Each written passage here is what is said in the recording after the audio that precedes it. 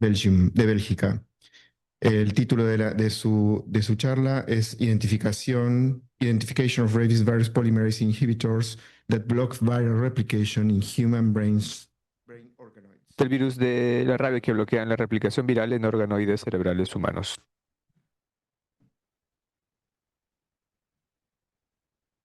Thank you very much for, Muchas gracias por dejarme presentar este trabajo el día de hoy.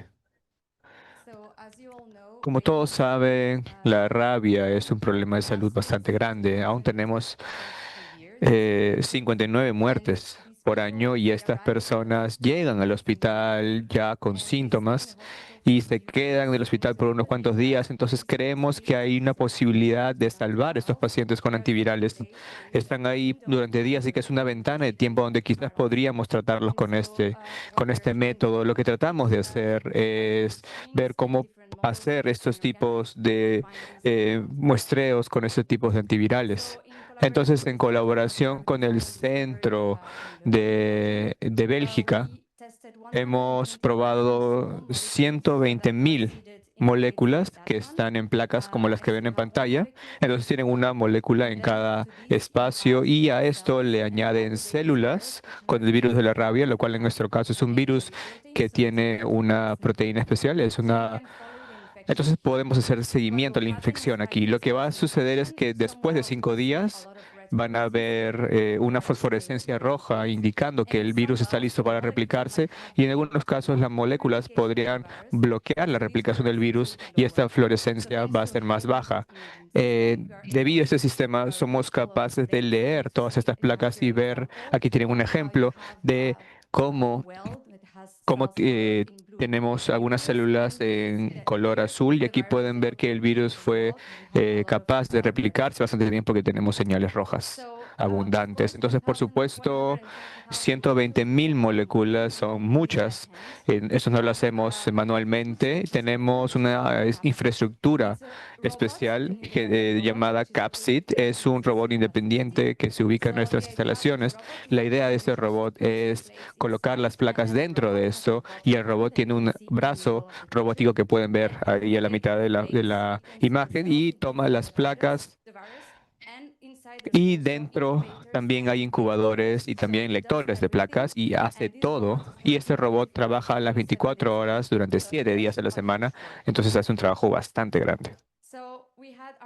Tenemos nuestros 120 componentes y desde aquí revisamos cuáles sí tienen un efecto contra el virus de la rabia.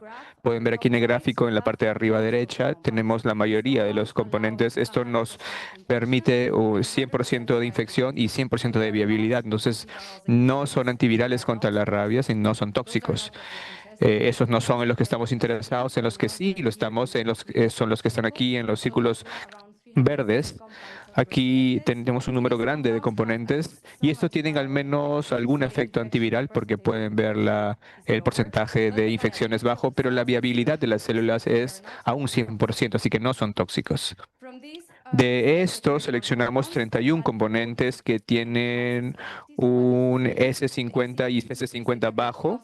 El S50 es la eficacia del concentrado del componente. Entonces la idea es que el componente sea eficaz en una concentración baja y luego tener un CS50 alto en la concentración en la cual ya es tóxico.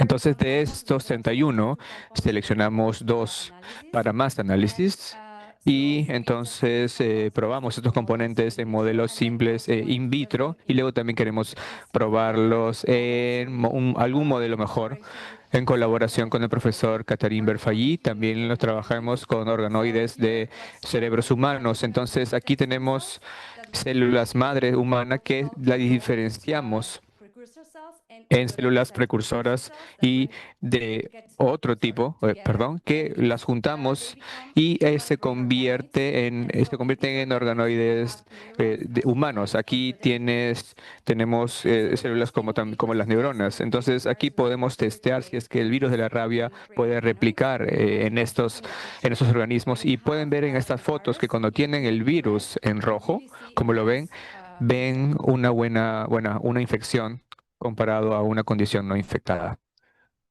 Muchas gracias. Entonces, probamos nuestros componentes, seleccionamos dos de ellos, se llama el componente A y B, como pueden ver aquí.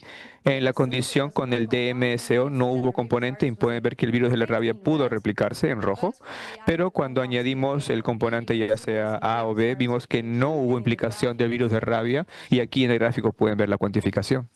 Entonces, en este punto queríamos ver si es que este antiviral potencial actuaba al principio de la replicación o si está bloqueando la entrada del virus o está bloqueando más algo durante la replicación.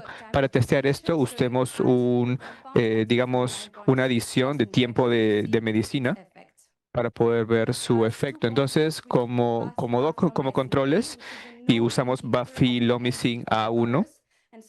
Y como pueden ver en el gráfico aquí, cuando añaden este componente en una etapa temprana de entre 0 a 3 horas después de la infección, bloqueas el virus, pero si lo añades después, el virus ya entró a la célula, entonces ya no hay punto en hacerlo, ya no funciona. El otro ejemplo es con el ribavirin. Esto es una replicación.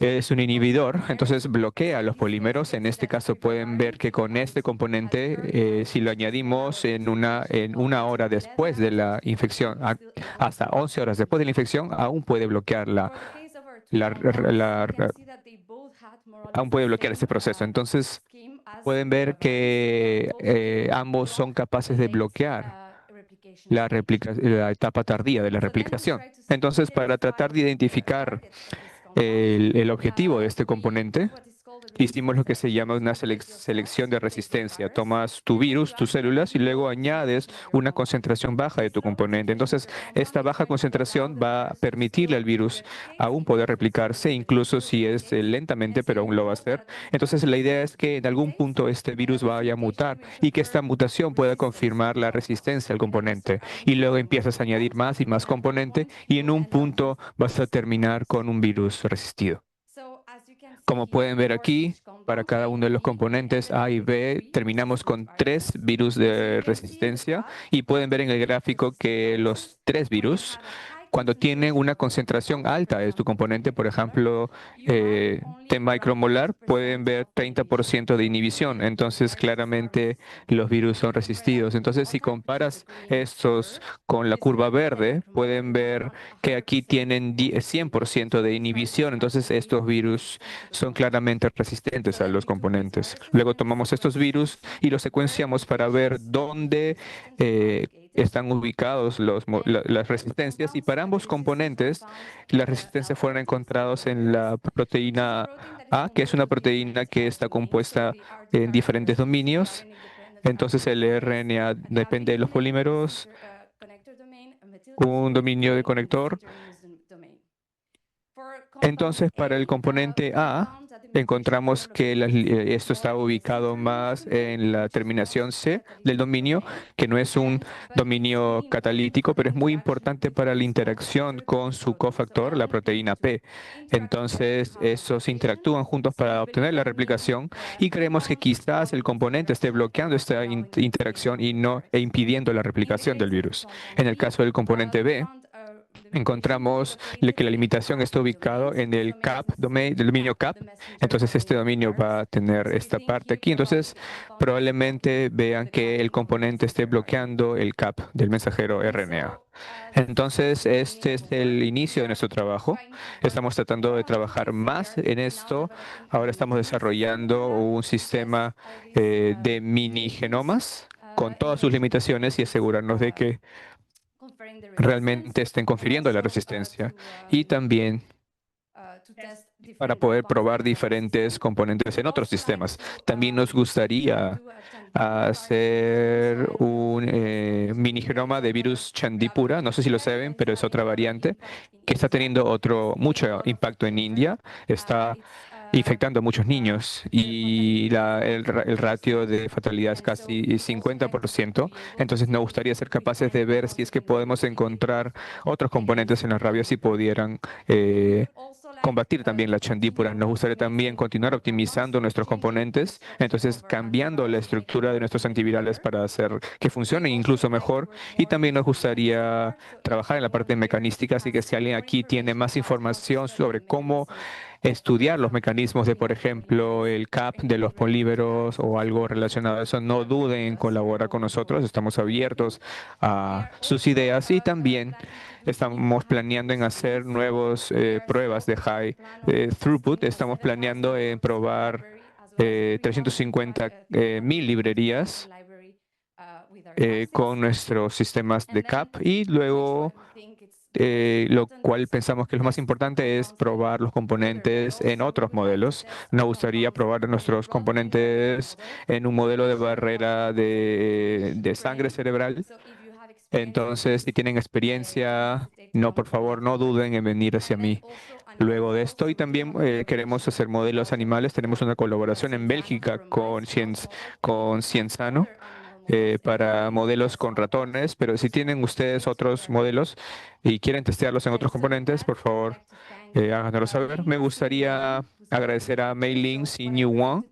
Lo que presenté fue el proyecto que hizo ella en su PhD. Yo llegué hace unos cuantos meses, estoy continuando su trabajo y tratando de mantener este proyecto vivo en el laboratorio. Así, por supuesto, muchas gracias a todos los que participaron aquí y muchas gracias a todos por su atención.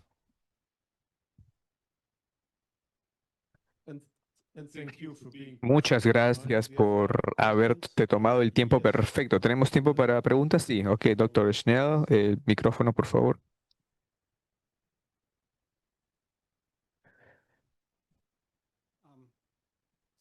Entonces, dos cosas aquí de las cuales debemos tener cuidado. ¿Qué virus usó? ¿Cuál era el?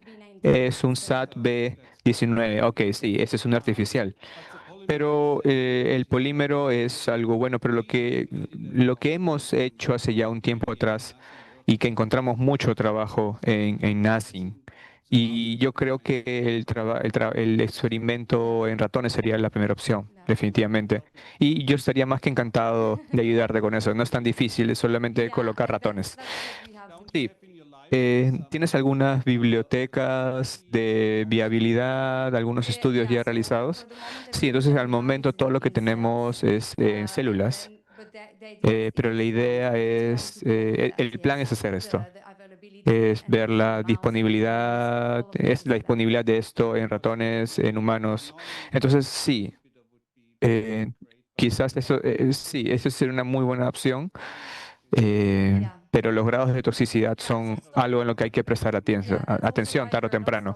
Sí, esa es la razón por la que no queremos detenernos aquí. Queremos probar otras bibliotecas para añadir más componentes, porque sabemos que no va a ser fácil, pero queremos tener tanto como podamos y tratar de probar tanto como podamos. Ok, muchas gracias.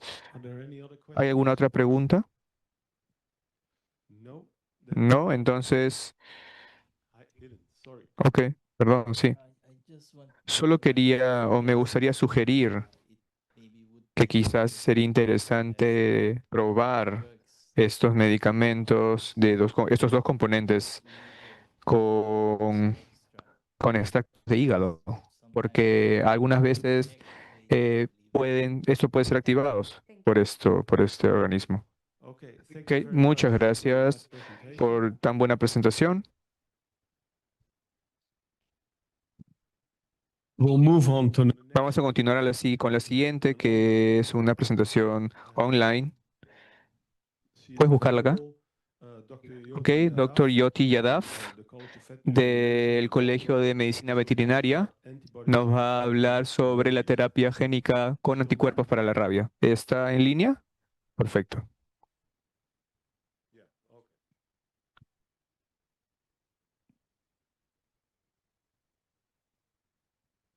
Presenting our work on antibody gene therapy to increase infection. Para la infección de la rabia.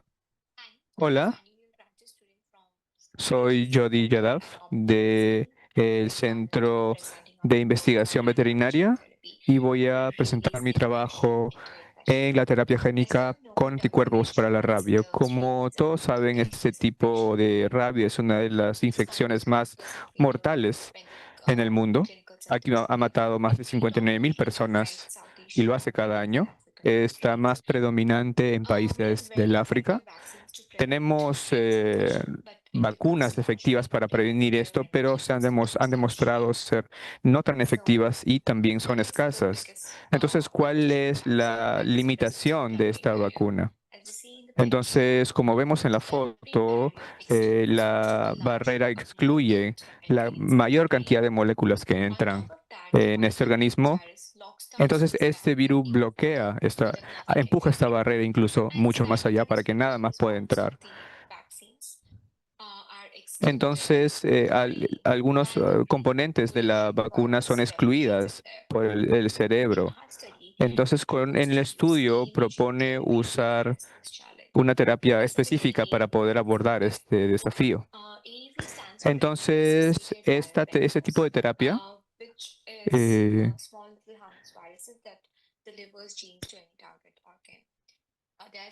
yo hay,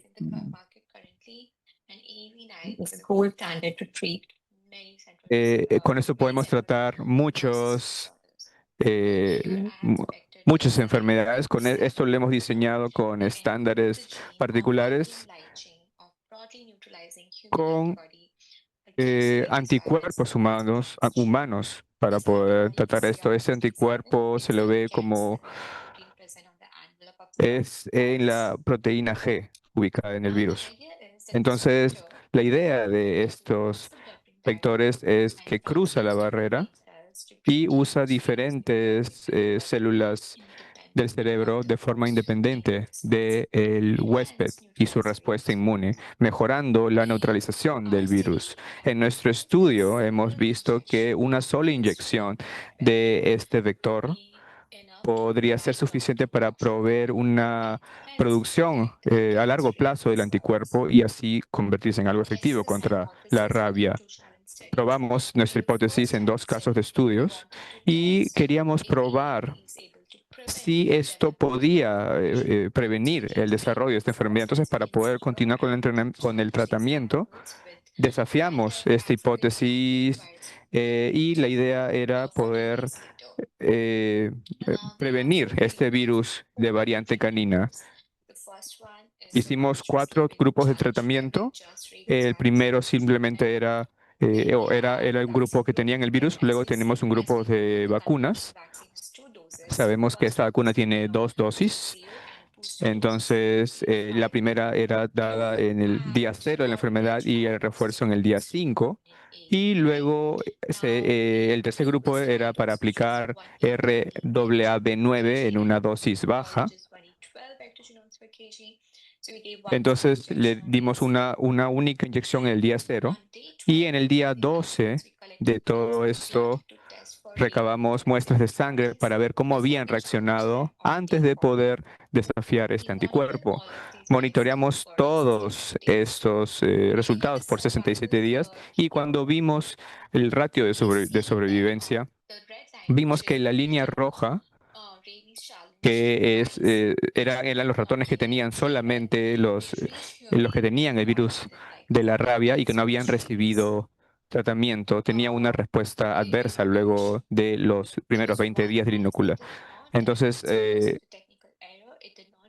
algunos ratones con los que experimentamos no recibieron este refuerzo. Entonces, en la línea verde, que es nuestro grupo de vacunas CBC, 59 de estos 100 recibieron esto,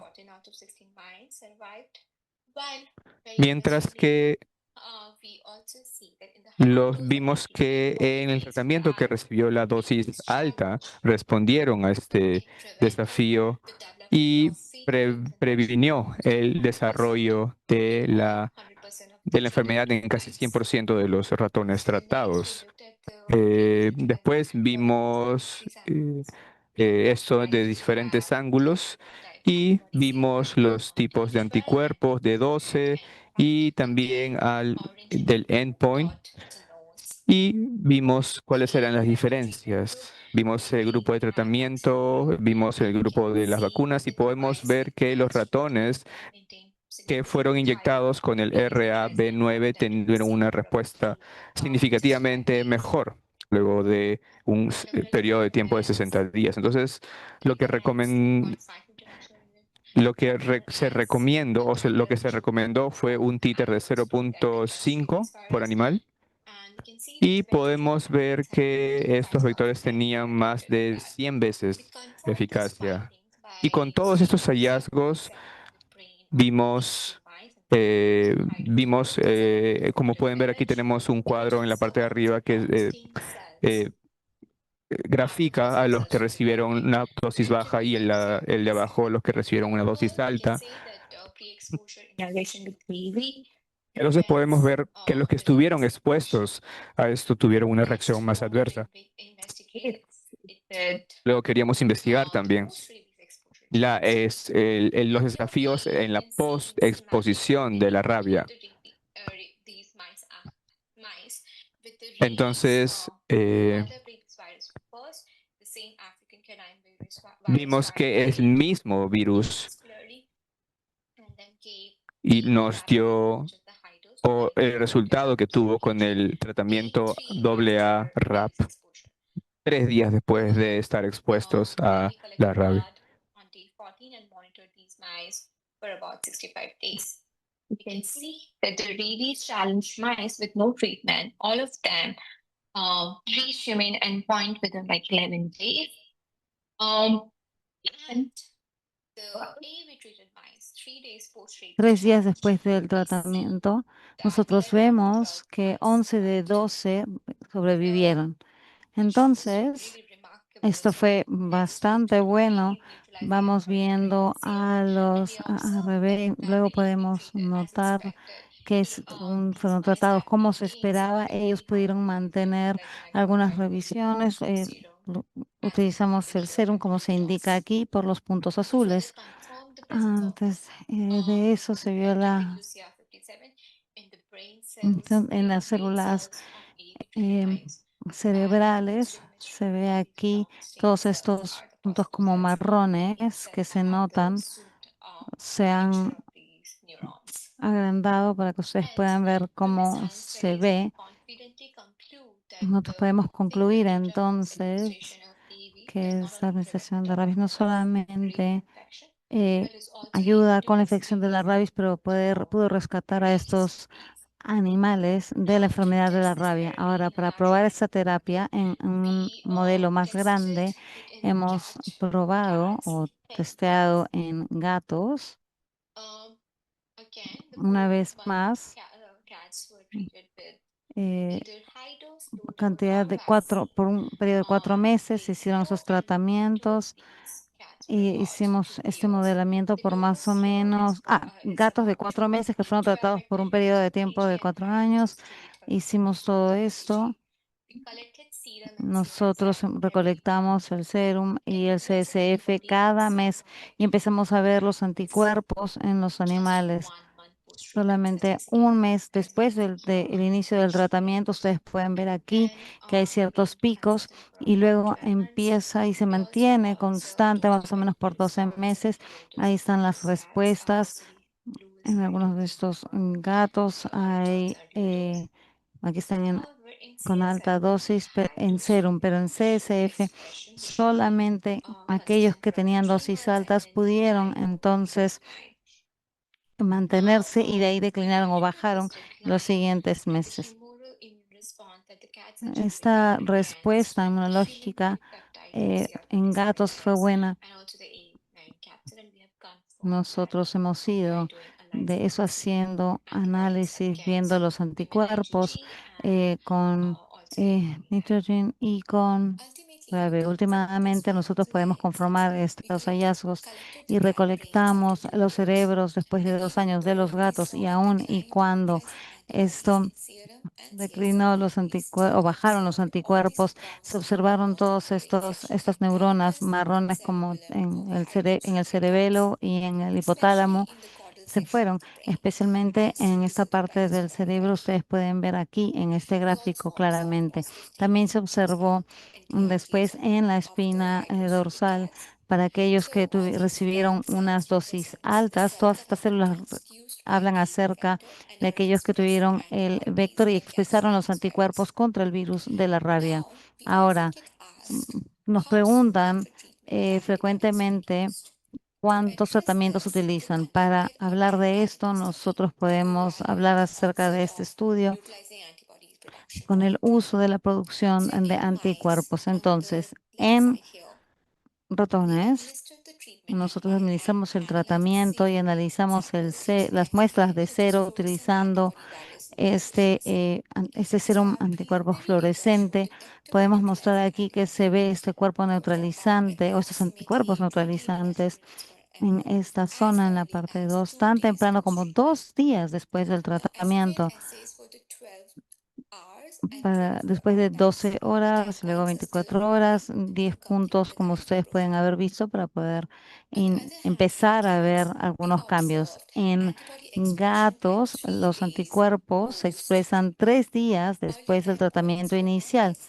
No se hicieron todas las pruebas por problemas con las muestras, pero estos resultados indican que depende en cosas de lo que se utiliza y las cantidades y que pueden haber resultados ya positivos desde el segundo o tercer día en gatos, por ejemplo. Lo mismo con se puede utilizar para la inmunodeficiencia. Aquí se puede ver. Eso les puede dar aquí, por supuesto, una visión un poco más amplia de los anticuerpos. Entonces, en conclusión, nosotros encontramos aquí que los tratamientos con anticuerpos expresan esto neutralizando los anticuerpos. Con esta terapia de genes con anticuerpos se logró hacer una mejora.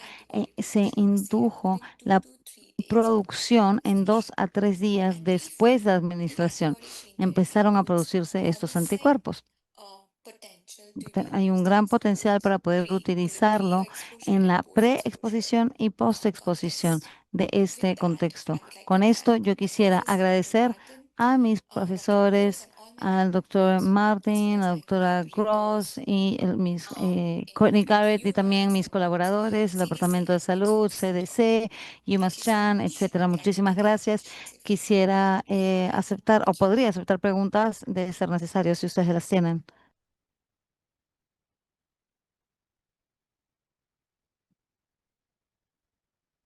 Okay, thanks for this talk. I don't really see any advantage. Muchísimas gracias. Yo no veo ninguna ventaja comparado a la vacunación.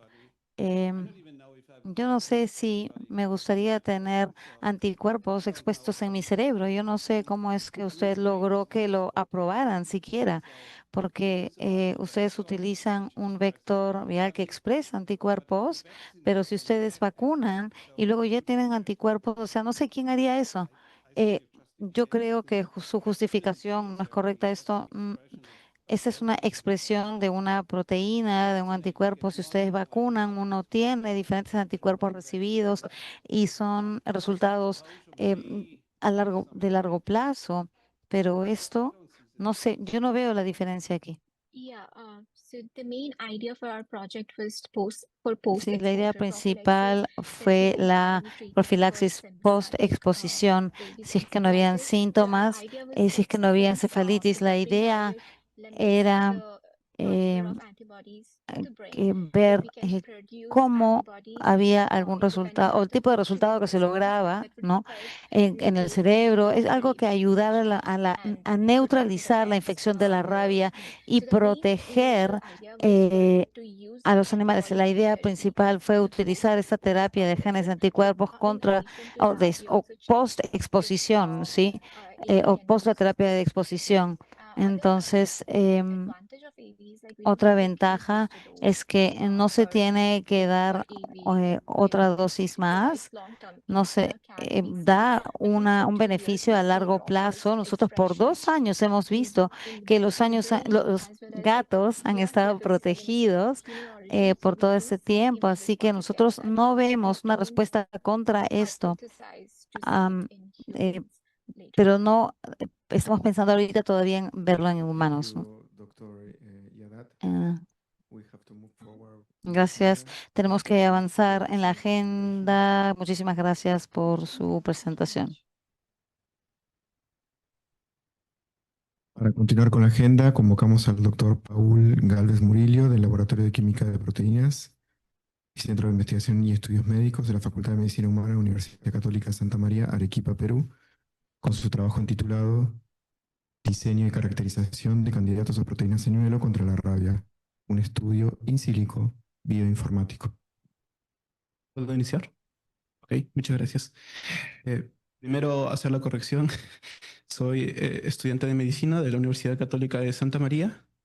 Y bueno, el día de hoy les voy a presentar lo que sería el diseño y caracterización de candidatos a proteína señuelo contra la rabia. Ok, es necesario, o bueno, en este caso creo que ya no es necesario hacer una presentación de lo que sería la rabia, ya que de eso se trata la conferencia.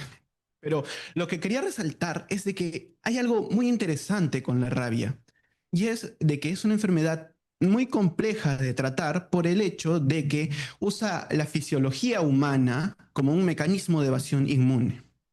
Y por ello es de que, recordando un poco más de lo que sería pues, la fisiopatología de la misma, tenemos un gran problema, y es de que a la rabia le gusta atacar el sitio de privilegio inmune.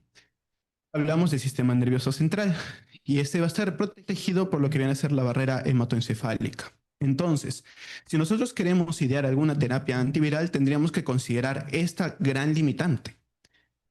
Entonces, hablando un poco más en la otra mano, las proteínas de COI, que también se les conoce como proteínas señuelo, básicamente lo que imitan es la estructura del dominio al cual se va a unir un virus. ¿Esto con qué fin? De que el virus se confunda y en lugar de unirse a una célula, termina uniéndose a una sola proteína, la cual va a ocasionar su posterior eliminación. Ya se hizo con el SARS-CoV-2 y básicamente consiste en tomar el dominio extracelular de la proteína la cual nosotros queremos usar y unirla a un fragmento FC. La función del fragmento FC puede ayudar con temas de opsonización y también para aumentar la vida de la proteína, ya que si solo pondríamos el dominio extracelular, sería rápidamente eliminada. Ok, entonces el objetivo de este estudio fue justamente diseñar de manera in silico estas proteínas de COI como una estrategia antiviral para el virus de la rabia humana en estadios más avanzados.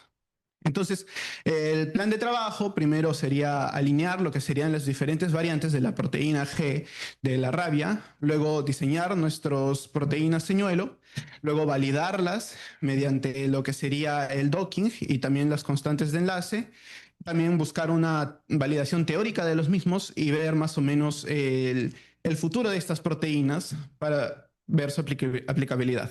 Ok, entonces tenemos acá en el NSBI virus, tenemos de que hemos aplicado varios filtros, específicamente los de host y los de caracteres ambiguos, para obtener una serie de proteínas que nos vayan a ser de utilidad.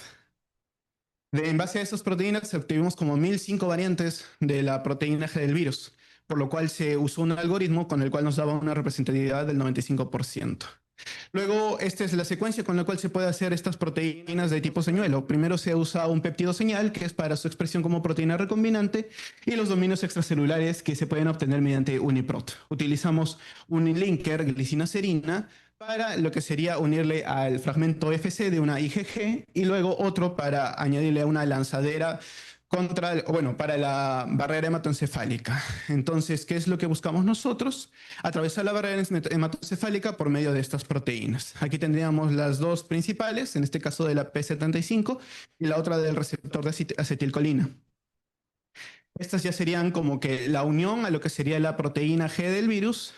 Y algo interesante que se podría recalcar aquí es de que al momento de nosotros hacer este tipo de evaluaciones tenemos que compararlo con lo que serían los estudios experimentales ya realizados. O sea que se debería de unir a la región que teóricamente es la que reconoce a estos receptores. En el del P75NTR, tristemente no se unió a esa región que nos interesaba, pero en la de receptora de acetilcolina sí. Y más adelante vamos a explorar ello porque es algo muy interesante. Abajo está el servidor que usamos, ClusPro, que bueno, ahora mismo está en mantenimiento, por lo cual tuvimos que detener este proceso investigativo. Y ahora, hablando un poco más, saliendo un poquito del tema, aunque técnicamente pertenece al mismo, los VHH, que son los nanobodies, seguro habrán escuchado de ellos, son fragmentos ultra pequeños que principalmente los producen los camélidos, como podrían ser las alpacas, y estas van a producir unas proteínas que van a reconocer, en este caso, a la glicoproteína G. Ahí tenemos una base de lo que sería el nanobody de una alpaca, y abajo tendríamos la versión humanizada. ¿Cómo se realizó la humanización? Se realizó un alineamiento, primero por medio de BLAST, y luego se realizó un alineamiento a nivel manual para poder extraer lo que sería una proteína humanizada.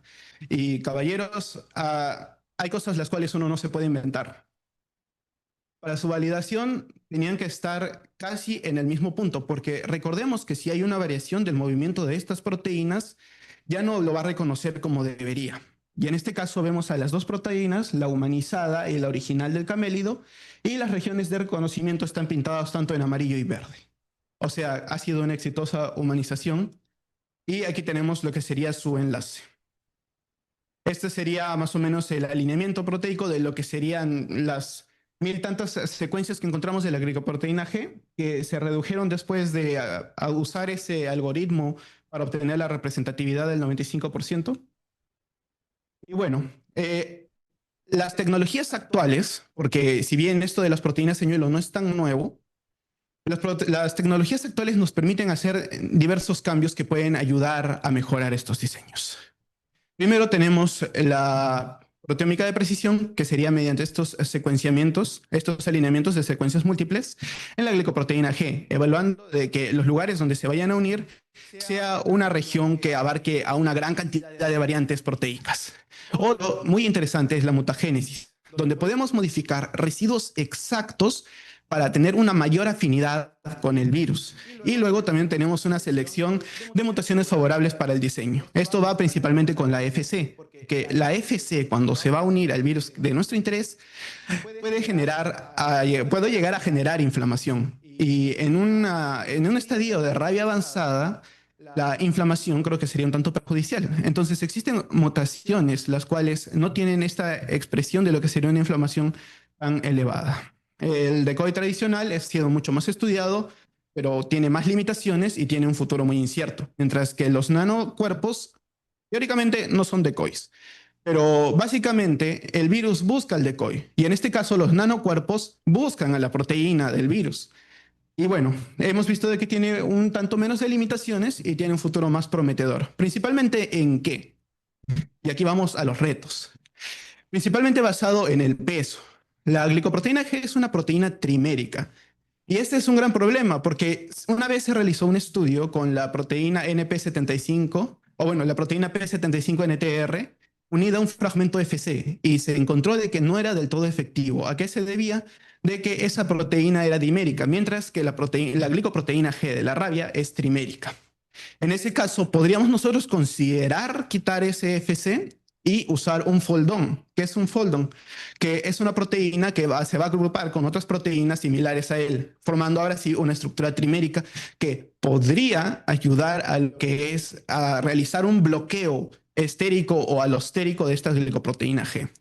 Ahora, la paradoja del FC, ya que si tenemos el FC puede llegar a producir cierta inflamación, lo cual puede ser perjudicial. Pero si la quitamos, quiere decir que la proteína va a durar mucho menos porque nuestro cuerpo lo va a reconocer como, bueno, no como algo tan propio, entonces va a ser eliminada. Y otro es la paradoja de lo que vendría a ser la barrera hematoencefálica. Existen formas de usar esta barrera hematoencefálica para la entrega de medicamentos, pero en nuestro caso estamos trabajando con péptidos. Para que se hagan una idea, atravesar la barrera hematoencefálica por medio de difusión requiere moléculas que lleguen a pesar desde 400 a 600 daltons. La proteína más pequeña, que fue en este caso la que humanizamos de la alpaca, tenía 12 kilodaltons. O sea, es demasiado, no se puede. En ese caso, si nosotros quisiéramos hacer la administración de estas proteínas señuelos por vía sanguínea y que pase la barrera hematoencefálica, se usa un transportador. Nosotros hemos considerado un péptido bicíclico que se une a la transferrina, que también tiene su propio artículo publicado, obviamente no nuestro, pero que ha mostrado una efectividad en su unión. Ahora, la enfermedad establecida tiene un punto de no retorno. Creo que eso ya se explicó justo en el día de hoy y la verdad me ha servido mucho y muchísimas gracias por esos alcances que nos están dando de que realmente las neuronas como que no sufren un daño como tal. Las neuronas no es que sufran una apoptosis violenta al ser infectadas. Revisando, sufren un proceso de piropoptosis que es más lento. Y ahora, como les iba mencionando, la barrera hematoencefálica es un obstáculo para este caso. Entonces, ¿qué alternativas se podrían usar? Se podría considerar hacer una inyección intratecal. Realmente es muy complicado porque aunque logremos hacerlo, pues igual la barrera ependimaria solo acepta, o bueno, solo permite la difusión de aquellas moléculas que sean de 400 a 600 daltons. Si estamos hablando de un péptido de lo que serían 12 kilodaltons, o bueno, más incluso. Entonces, nosotros deberíamos considerar esto cuando nosotros hacemos este tipo de terapias antivirales, más en este caso específico, con el tema de lo que sería péptidos. Y otra que hemos explorado sería la entrega mejorada por convección, que es por medio de un neurocirujano tratar de entregar estas proteínas y que básicamente se unen directamente a las proteínas, bueno, a la glicoproteína G del virus. Lo que buscamos de este modo pues sería evitar el tema de usar una lanzadera que atraviese la barrera hematoencefálica, lo cual podría ayudar a su producción, ya que ya no dependeríamos de un transportador, pero también tiene sus limitaciones, y es de que como va a ser una inyección directamente al parénquima cerebral, pues es mucho más complejo, es más riesgoso, y bueno, también tendríamos ciertos problemas por parte de ese lado. Y otra es por vía de las lanzaderas, como les iba mencionando, la transferrina, que la transferrina también tiene sus propias características de que puede ayudar a pasar la barrera hematoencefálica, pero ayudar a pasar a lo que sería el parénquima cerebral también es algo que hay que evaluar mucho. Así que estos retos principalmente son consideraciones para quienes quieran explorar mucho más el tema de lo que sería el uso de péptidos en el combate contra la rabia, ¿no? No podría ofrecer conclusiones directas porque este estudio aún se está llevando a cabo, aún tenemos que mejorar mucho más de lo que serían estas proteínas señuelos, es lo que se busca, y tratar de abordar por completo este problema, ya que, bueno, en esta conferencia he conocido a muchas personas muy brillantes, la verdad, y quisiera sí o sí mencionar de que hacer estos estudios in silico requerimos mucho de lo que es basarnos en los estudios experimentales, es decir, de que todo aquello que yo vaya a probar in silico tiene que ser concordante con los estudios experimentales ya realizados. De este modo podríamos tener trabajos que de verdad puedan simular la fisiología compleja de lo que es el cuerpo humano. Quisiera agradecer demasiado a mi humilde laboratorio, conformado por mi persona, a Angie Revilla, quien le mandó un fuerte abrazo, y a mis doctores Luis Ponce y Gustavo Bando. Y cómo no, ofrecer al doctor Sergio Recuenco por haberme brindado esta muy grande oportunidad. Es mi primera vez en el RITA y primera vez en un congreso especializado de esta manera. Y bueno, así que también agradecer enormemente a mi madre, que a pesar que no incursiona mucho en temas de lo que es ciencia, me ha estado brindando su apoyo durante todo este tiempo. Estoy abierto para cualquier pregunta que se tenga y muchísimas gracias.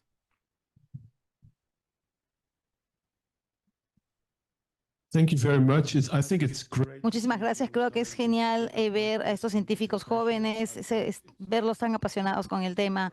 Es un honor, de verdad. Es un honor y ser moderador en este momento. ¿Alguien tiene alguna pregunta? Sí.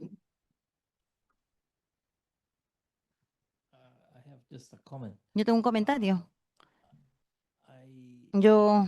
Si no estoy mal, los nanocuerpos cruzan las barreras cerebrales. Sí, específicamente estábamos revisando todo lo que sería el tema respecto a los nanocuerpos. Y primero hicimos lo que era un supuesto de que los nanocuerpos pudieran pasar la barrera hematoencefálica. Estuvimos revisando la bibliografía y voy a seguir revisándola porque también leí eso, pero cuando yo leía los artículos referentes al transporte mediados por la barrera hematoencefálica, solo me indicaban que tenían de 400 a 500 daltons. Y al momento de realizar el peso teórico de la proteína de que nosotros estábamos evaluando, tenía 12 kilodaltons. Así que es un área que voy a continuar estudiando.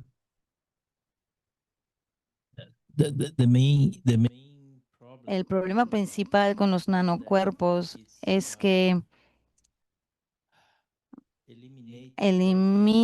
son eliminados fácilmente por el cuerpo. Es muy fácil el cruzar la barrera hematocefálica. Thank you very much. Unfortunately, we have to Muchísimas gracias, pero tenemos que avanzar. Muchísimas gracias una vez más. Lo disfruté muchísimo y muchísima suerte con su carrera. The next speaker will El also siguiente be ponente también será de forma online y es la doctora Joana Aguiar from, the University de la of Universidad de Sao Paulo en Brasil.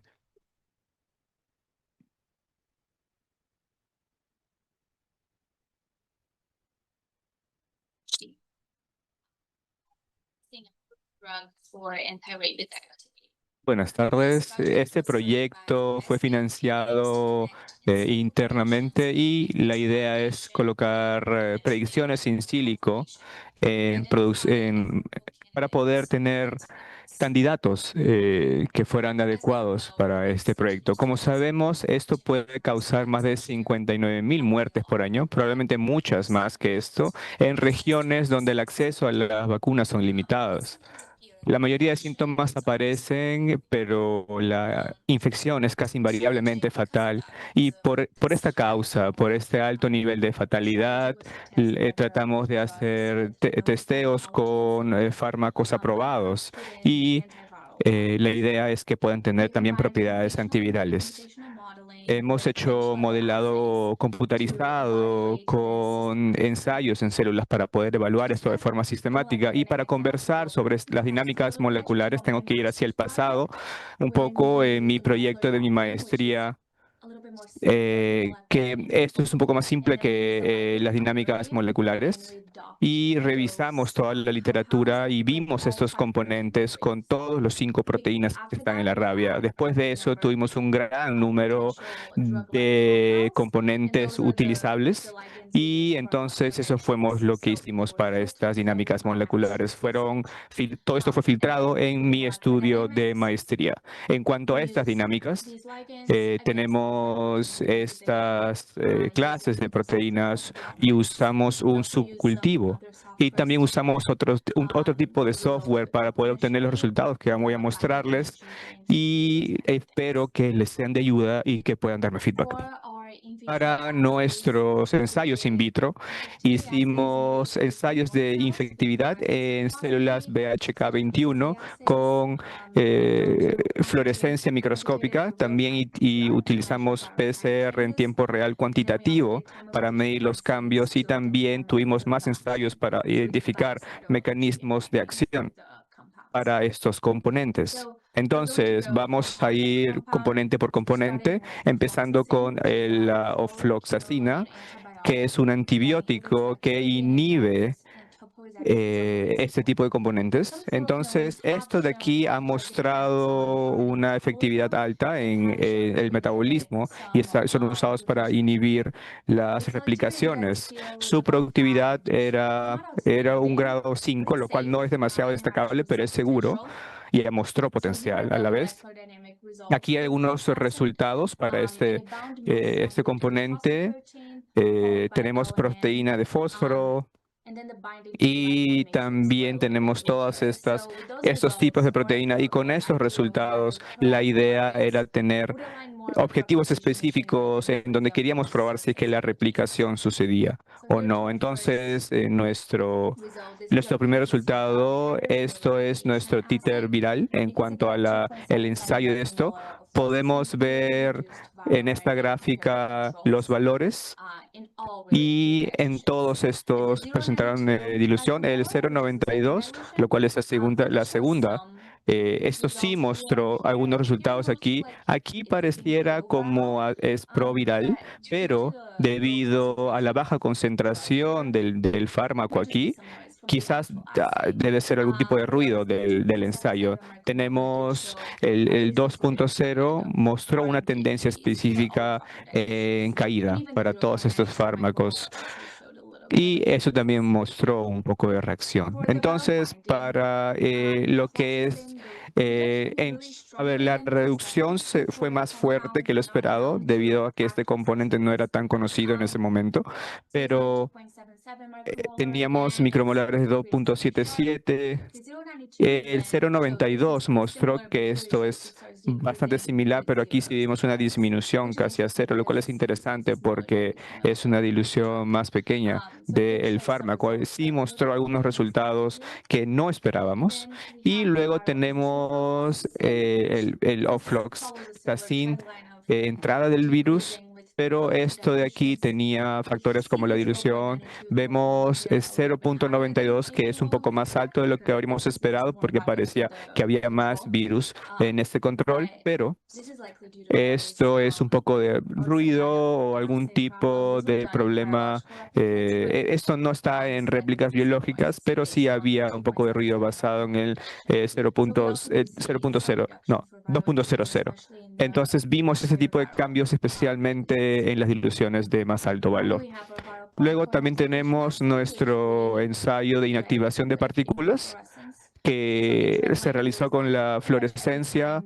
Cada vez que un virus no tratado bajaba, se formaba estos focos virales y el 0 significa negativo, por supuesto.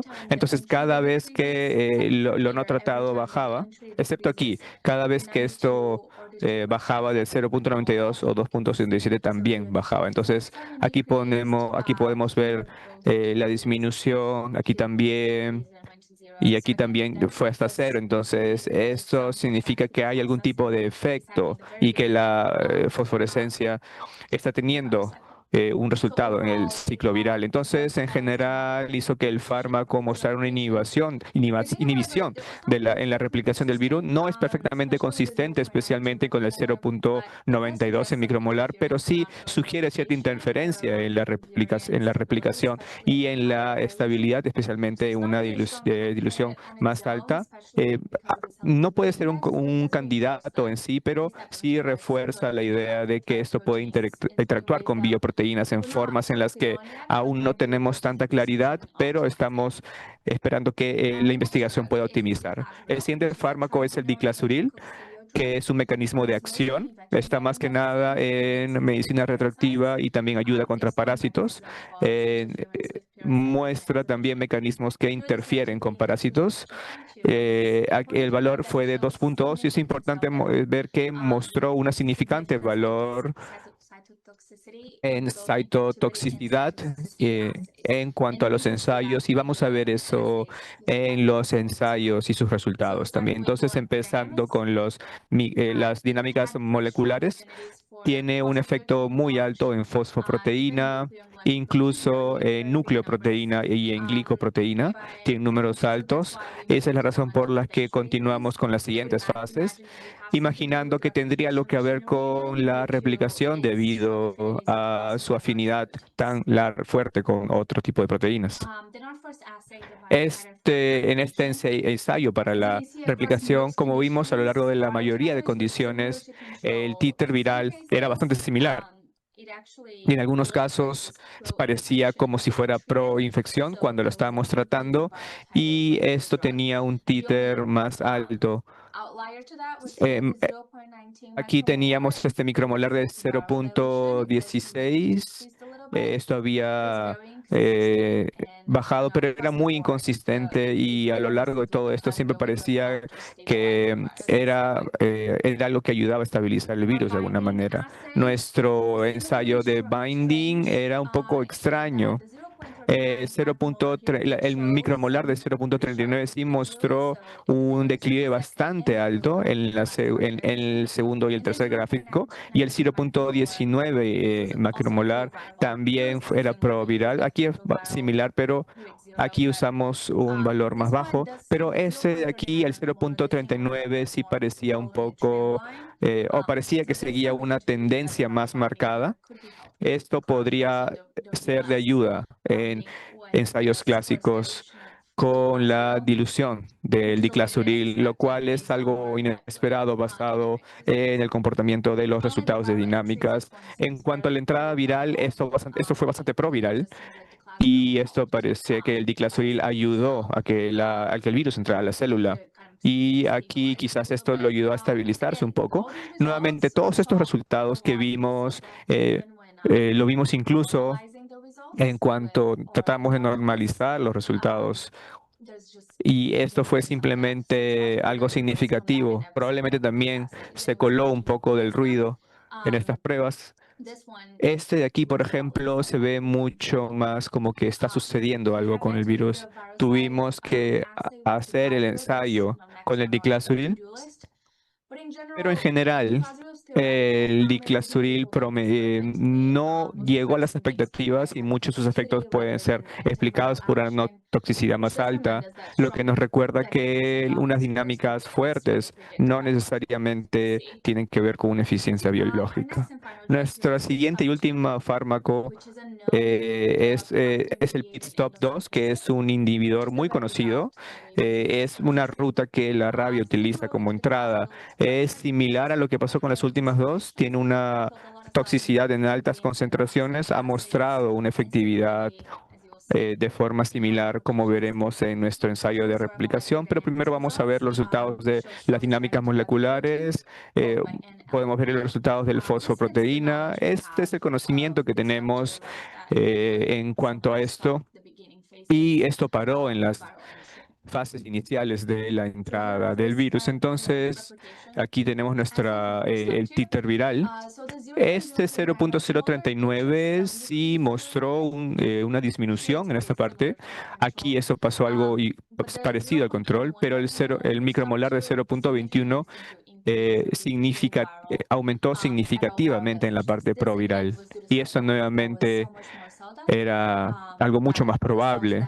Y estas células que se mantuvieron aún parecían mostrar un grado de virus mucho más alto que las anteriores. Entonces, debido a eso y debido también a que habíamos visto lo que pasó con el fármaco previo, vimos que el pit stop solamente podía funcionar con un micromolar de 0.039. No es porque no hayamos tenido buenos resultados, sí los tuvimos, es porque seguíamos añadiendo ruido en nuestros ensayos porque añadíamos muchas diluciones y no podíamos hacer ningún tipo de conclusiones en cuanto a esos. En los últimos dos ensayos vamos a ver las diluciones más bajas. Entonces, en cuanto al binding viral, hubo una disminución muy, muy significativa, especialmente en el primer gráfico y en el último, donde vemos que llegó casi a cero.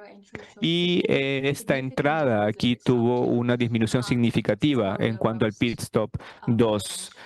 Probablemente esto va a tener una gran influencia en los resultados al final. Y podemos ver que estos ensayos para Pit Stop 2, claramente este fue el más efectivo de los tres en cuanto a la entrada del virus, incluso en la parte del binding, y por supuesto también esto complicaba un poco la interpretación, pero este antiviral el hecho de que haya tenido una dilución más alta ayudó a indicar la efectividad de este compuesto, especialmente pensando en el valor de proteínas. Entonces, en conclusión, comparando los tres, el ofloxacina mostró una inhibición moderada pero inconsistente.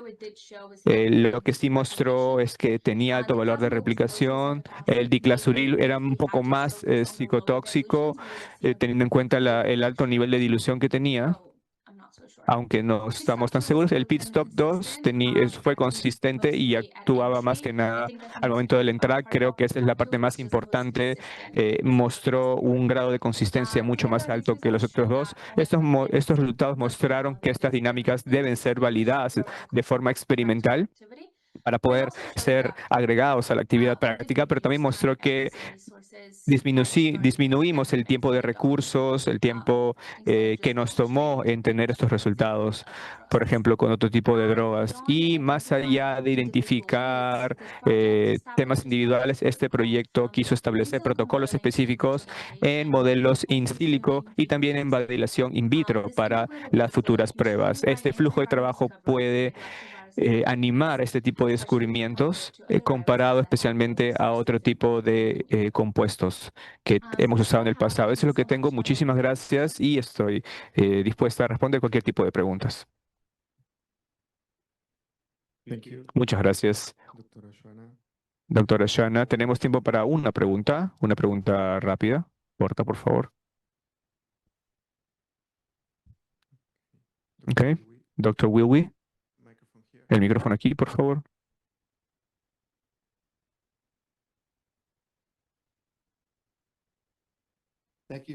Muchas gracias por su charla. Creo que no escuché bien. ¿Cuál fue el virus de desafío para el, el segundo? Okay. Ok. Thank you very much. Muchísimas gracias por su charla, doctora Shana. For joining us. Muchas gracias por conectarse desde Brasil. Siguiente charla. A cargo de la doctora Sandriana dos Ramos Silva, del Instituto Pasteur de Brasil. Titulada Specifically Can Residues Modulate the Neutralizing Function of Anti-Rabies Antibodies? Bem-vinda, Sandriana.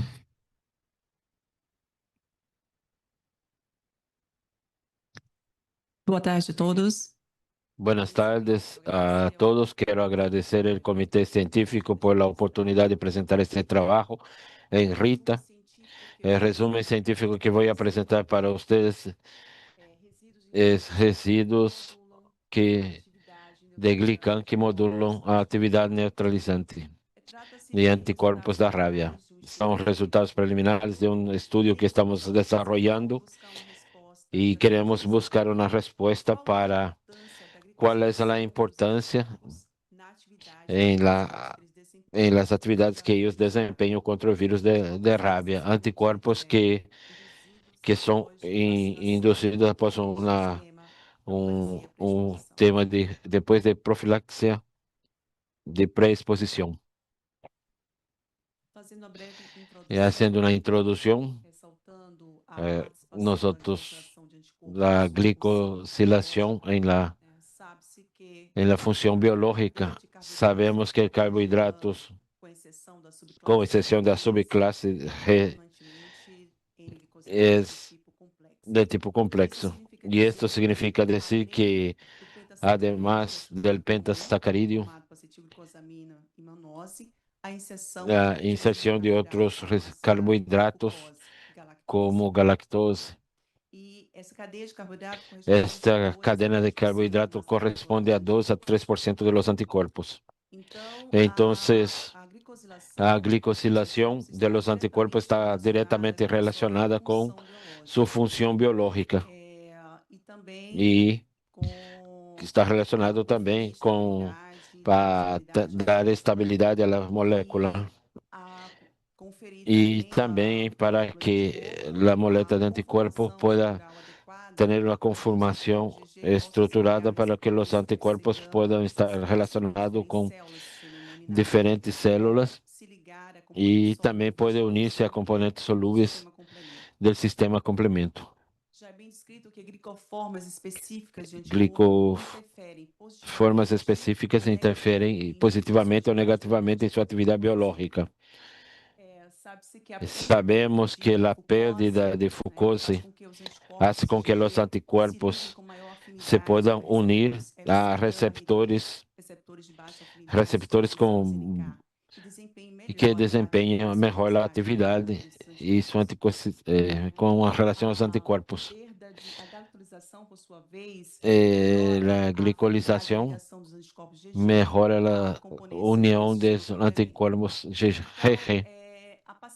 Entonces, la participación es bien definida como marcadores con enfermedades autoinmunes estudiam marcadores para enfermedades infecciosas como SIDA, pero com relação à rabia é o que temos descrito.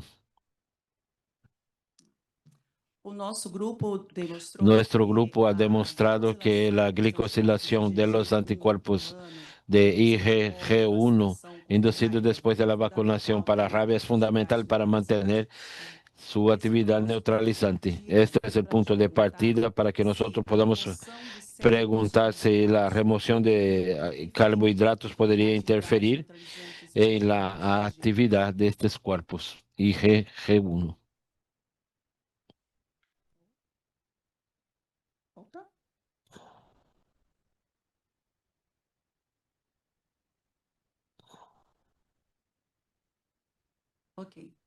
Entonces, el objetivo de este trabajo ha sido evaluar el impacto de la remoción de algunos carbohidratos como fructose,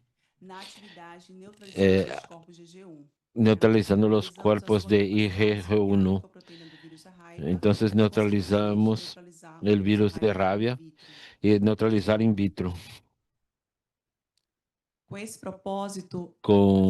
Entonces, hemos utilizado suero de indivíduos inmunizados contra la rabia.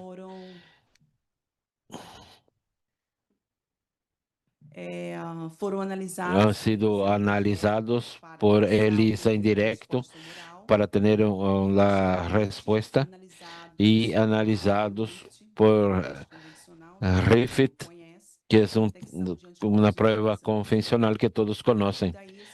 Después, los sueros han sido divididos en dos grupos, sueros con actividad neutralizante y sin actividad neutralizante. Estos sueros han sido sometidos a proceso de purificación en dos etapas, dos fases. Primero, cromatografía de inmunidade y purificación y para aislar los anticuerpos de IgG1. Después, estos anticuerpos de IgG1 purificados han sido analizados por ELISA indirecta para ver que era IgG1, detección de cuerpos por RIFIT, ensayos de letin y la remoción de residuos de galactose y fructose.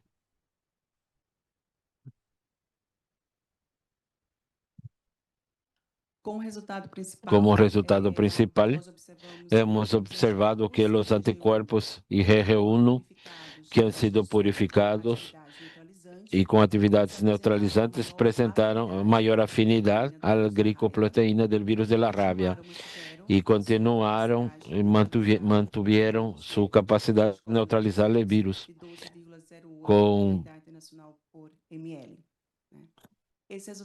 estos resultados nos enseñan que el proceso de purificación utilizado no ha interferido e ha sido eficiente em seu processo e não ha interferido na atividade biológica que já hemos visto.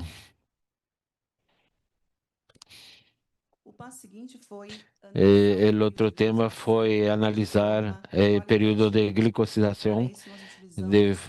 Então, hemos utilizado um ensaio de ELISA basado em lectina e tem proteínas que estão unidas a carboidratos e em uma posição específica. E nós outros hemos observado que os anticorpos com atividade neutralizante ou sem atividade neutralizante apresentaram uma afinidade às lectinas analisadas. Então, temos um tipo complejo, compatível com IgG humano. E os anticorpos com atividade neutralizante apresentaram maior afinidade a maior número de lectinas. E então, estes anticorpos têm monose, galactose, fructose com relação aos corpos IgG1. Entonces hemos utilizado enzimas que hemos utilizado fucose para remoción de residuos. Después del tratamiento con enzimas, hemos visto y hemos confirmado que realmente ha sido efectivo utilizando ELISA y nos hemos preocupado en ver si el protocolo de tratamiento en relación al tiempo y exposición a temperatura podría alterar las actividades neutralizantes. Y si el tratamiento enzimático también podría comprometer la estructura básica de los anticuerpos y que también tampoco ha sido observado. Como resultado, en el primer gráfico, nosotros podemos darnos cuenta que después de la remoción de los residuos de carbohidrato, hemos tenido una disminución en la afinidad del anticuerpo y compatible con la IgG1 utilizando ELISA indirecta. Y al mismo tiempo hemos evaluado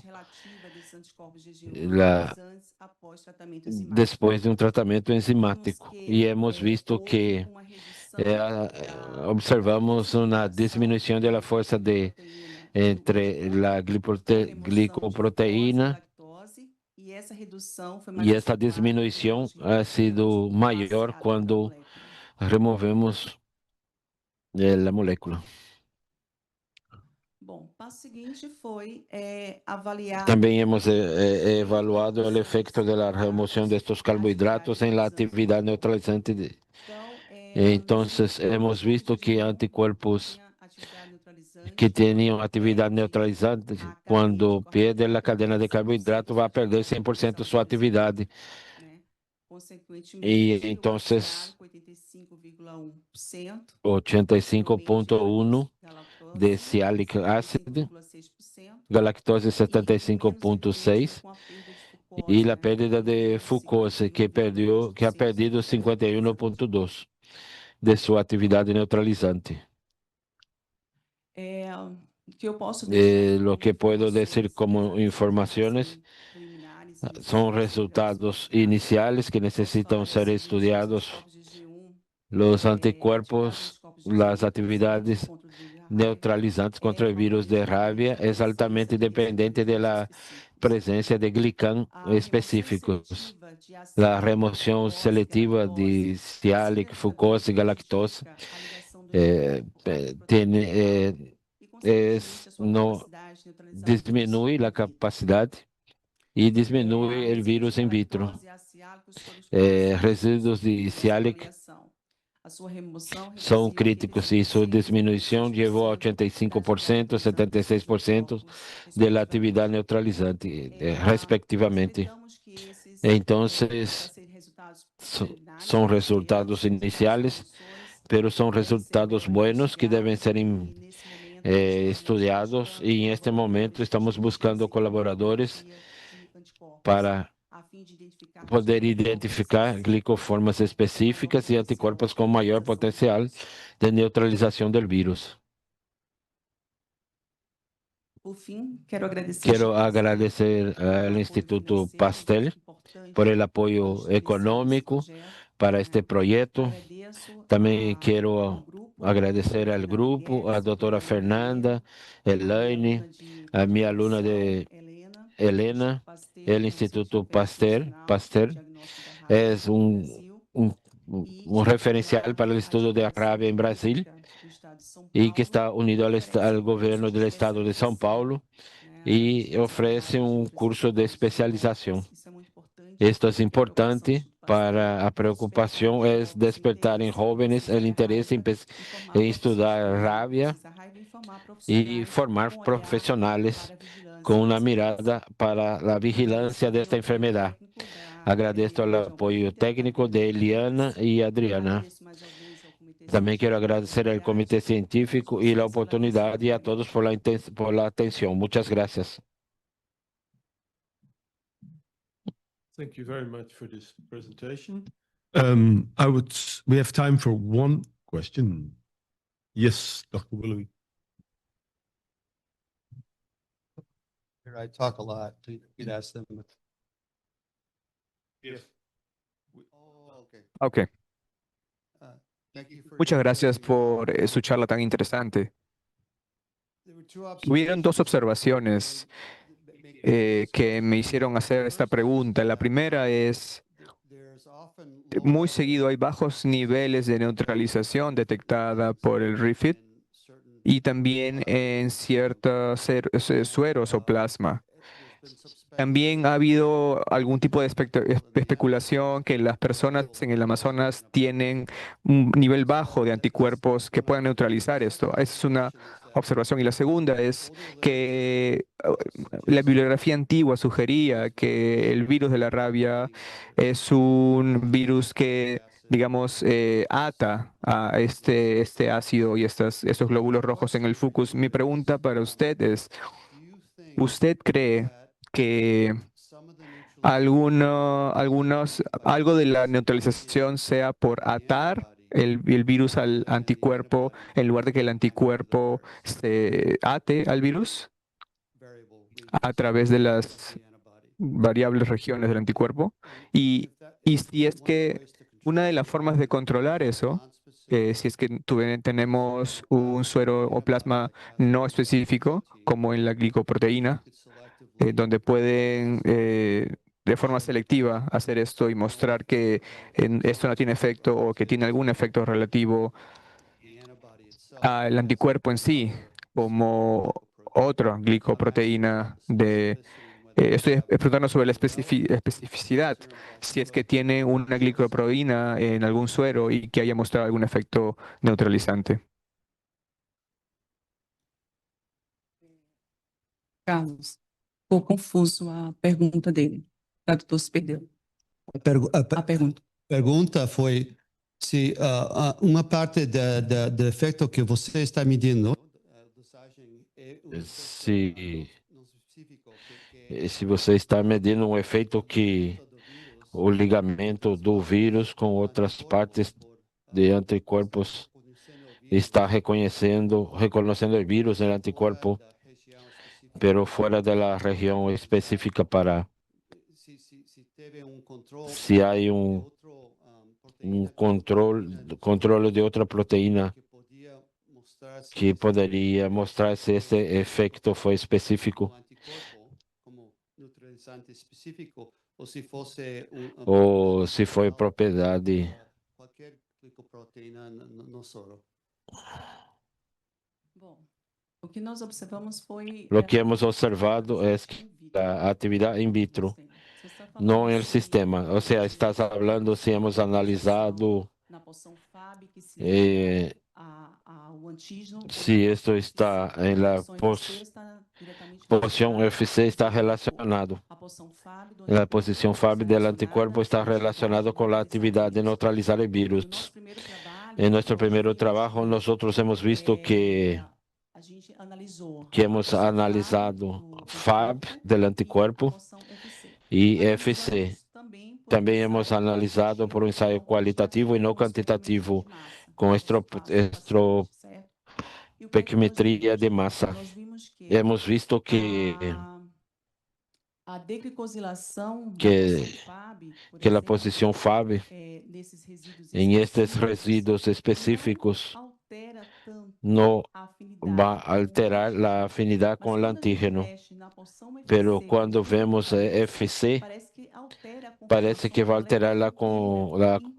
alterar e interferir na molécula e vai interferir na união com o antígeno. Necessitamos estudar melhor. Não tenho outras referências em rabia que pueda estudar para poder fazer esta comparação. Eu hago a comparação com estudos de VIH e também com artrites. Thank you very much. Due to the time limitations, we'll move on to the next speaker. The final speaker of the session, it's Dr. César Leiva. El último ponente de esta sesión, Dr. César Leiva, muchas gracias. César Leiva from Doctor César Laiva de Perú.